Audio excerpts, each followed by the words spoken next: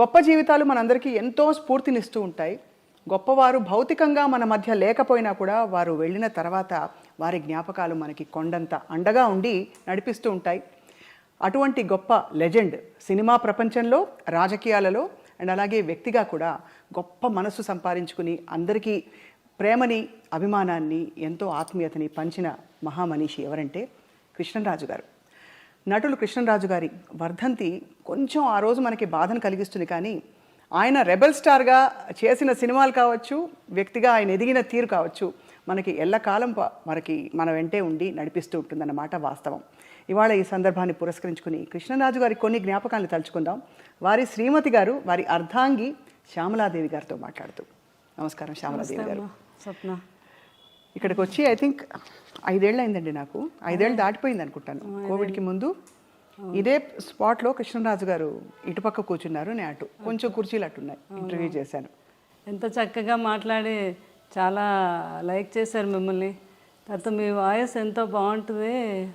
ఒక వెంకటరమణ మీద ఒక సాంగ్ కూడా పాడమన్నారు మిమ్మల్ని ఆ రోజు. అవును, అసలు ఆ జ్ఞాపకం మర్చిపోలేను. నేను పక్కనే ఉండి మీ ఇద్దరు చాలాసేపు అన్ని విషయాలు సంభాషణ చేసుకున్నారు. అవును, తీపి జ్ఞాపకాలతో.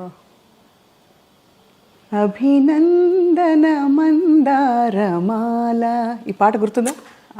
ఎంత గొప్ప పాట. అవును, అది తాండ్రపాపారాయుడులో. అవునండి, అవును.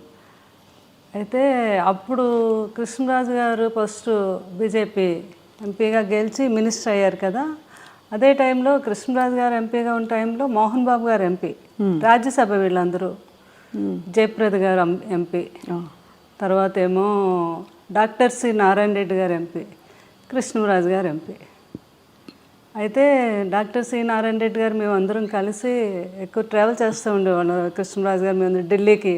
ఒకరోజు ఏమో డాక్టర్ సి నారాయణ రెడ్డి గారు కృష్ణరాజు గారి దగ్గరికి వచ్చి, సార్ అసలు మన అభినందన మందారమాల సాంగ్లో 5 ఎంపీలు ఉన్నారు, ఇది చాలా గ్రేట్ కదా అన్నారు. అవును కదా అని అప్పుడు ఐడియా వచ్చింది. కృష్ణరాజు అంటే ఇప్పుడు ఆయన ఎంపీ, కృష్ణరాజు గారు ఎంపీ, విలన్ అయినటువంటి మోహన్ బాబు గారు, హీరోయిన్ అంటే జయప్రద గారు.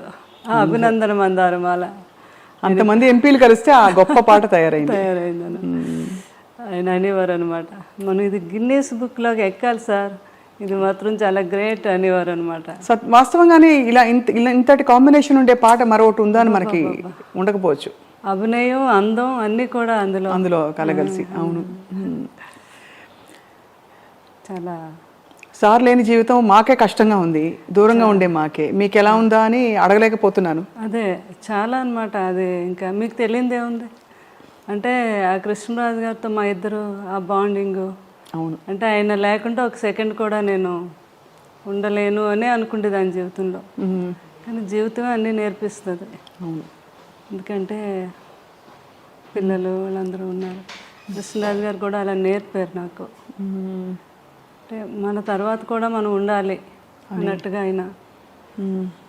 బాధనైతే చాలా రోజుల వరకు చాలా సఫర్ అయ్యాను నేను. సఫర్ అయ్యారా? అవును. ఎందుకంటే ఎలా అయితే కృష్ణరాజు గారు అంటే ఇష్టం భార్యాభర్తలకు అందరూ ఉండొచ్చు, కానీ అందరి మీద నాకు కొంచెం ఇంకా ఎక్కువ ఇష్టం. ఏంటో చెప్పలేను అది. అది ఆయన ఉన్నంతసేపు కింద ఇక్కడ కూర్చొని ఆయన కబుర్లు చెప్పి భోజనం చేసి అంతా వెళ్ళి పడుకునే వరకు కూడా మేడ మీద కూడా వెళ్ళేదానికి కాదు నేను. ఆయన పడుకునే టైంలోనే నేను షాపింగ్కి వెళ్ళాలన్నా ఏమైనా చేసుకున్నాను. అసలు ఆయనతో ట్రావెల్ తప్ప ఆయన వదిలే చుట్టాలు, బంధువులు, కొంతమంది కొన్ని అకేషన్స్ కూడా నాకు అసలు వెళ్ళలేదు. కృష్ణరాజు గారు అనేవారు, ఏముంది నేనే రావాలి, నువ్వు వెళ్ళొచ్చు కదా అంటే. నా జీవితం ఆనందం మీతోనే. నేను వెళ్ళి ఆనందంగా అక్కడ ఏదో మీరు అనుకుంటారేమో, నేను వెళ్ళి కూడా అక్కడ ఆనందంగా ఉండలేను. మీతో అయితేనే నా ఆనందం అని. మనసంతా ఆయన దగ్గర ఆయనే ఎప్పుడు. అట్లా నాకు మరి కృష్ణరాజు గారు అంటే జీవితంలో ఆయన ఎప్పుడు నన్ను బాధ పెట్టలేదు. లేదా నచ్చే విధంగానే అంత హ్యాపీగా, అంత మంచి జీవితం. నాకు కృష్ణరాజు గారి మీద ఎప్పుడు కోపం రాలేదు. నాకు ఫస్ట్ టైం కోపం వచ్చింది ఏంటంటే ఆయన నన్ను ఎందుకు వదిలి వెళ్ళిపోయారు అని. అంతే కదా మరి. అది మాత్రం మీ అందమైన ఫోటోలు చూస్తేనే అర్థమవుతుంది ఎంతటి అద్భుతమైన దాంపత్యం మీ ఇద్దరిది అని. ఎందుకంటే నిన్న కూడా అక్కడికి వెళ్ళడం జరిగింది. ఆమె కవితా గుట్ట అని సారీస్ ఆమె అంటున్నారనమాట, మేడం మేము పెళ్ళిళ్ళు కొన్ని ప్రోగ్రాములు పెళ్ళిళ్ళు అవి చూస్తున్నప్పుడు కృష్ణరాజు గారు శ్యామలాదేవి గారు వస్తారు అనడం కోసం ఛానల్ ఓపెన్ చేసి చూసేవాళ్ళం. మీ ఇద్దరిని చూస్తే మాకు ఎంత ఆనందం అనిపించేది అని. అంటే ఎక్కడికి వెళ్ళినా ఇద్దరు ఒక్కరే ఒంటరిగా ఎప్పుడు అయినా వెళ్ళలేదు, నేను వెళ్ళలేదు. అదే అదే అలా అలా ఆ జీవితం అలా గడిచిపోయింది అంతే. అవునండి, అవును.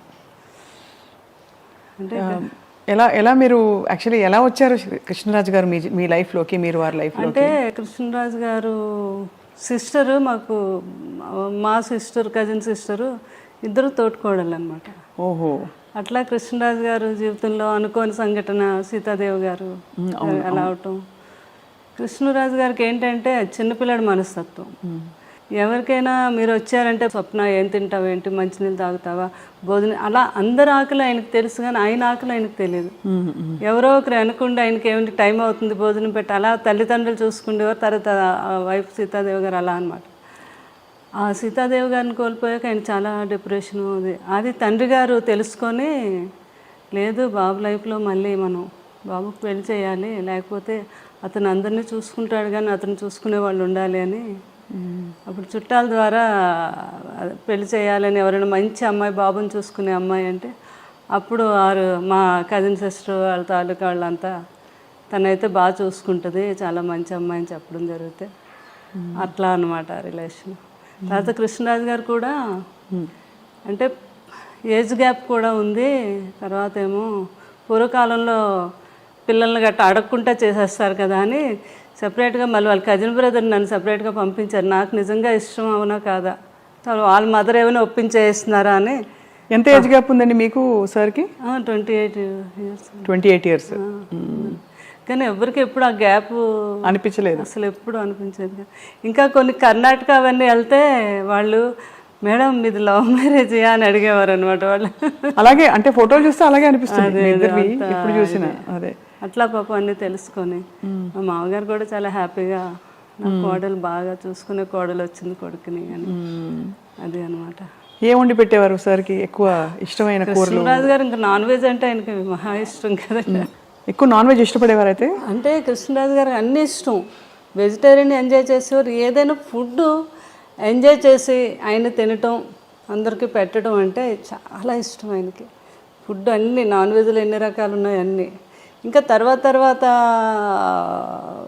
కొన్ని స్లోగా తగ్గించడం. బాగా తినేవారు కదా, తర్వాత డైట్ అని కొంచెం కొన్ని నాన్ వెజ్ ఎక్కువ తినేవారు, కొంచెం క్వాంటిటీ తగ్గించి తినేవారు. ఎవరైనా ఫ్రెండ్స్ అడిగారు, కృష్ణరాజు గారు మీరు ఎంత బాగా తినేవారు ఏంటి ఇప్పుడు తగ్గించు అంటే, 7 జన్మలు సరిపడగా తినేసాం, ఇప్పుడు తగ్గిస్తే ఏం కాదులే అనేవారు అనమాట. అట్లా ఫుడ్ లాస్ట్ వరకు కూడా ఆయన జీవితంలో ఎప్పుడు డైట్ అంటే తెలియదండి. కృష్ణరాజు గారికి ఇష్టం లేదు ఎవరైనా చేసినా కూడా. ఆఖరికి అబ్బాయి ప్రభాస్ని కూడా, బాబు నువ్వు